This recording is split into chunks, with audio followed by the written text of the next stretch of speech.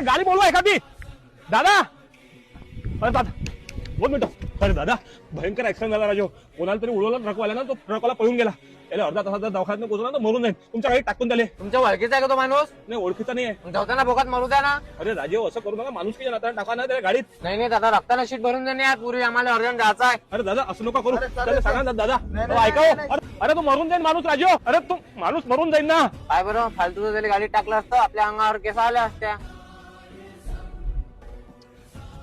चल. हाव.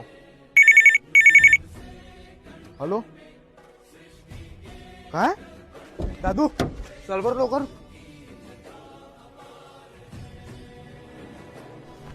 डॉक्टर साहेब ते माझ्या बाबाचा ऍक्सिडेंट झाला ते कशी आहे आता? अच्छा तो तुमचा पेशंट आहे का? हो. तुम्ही 30 मिनिटं लेट झाले. सॉरी आम्ही त्यांना वाचवू शकलो नाही.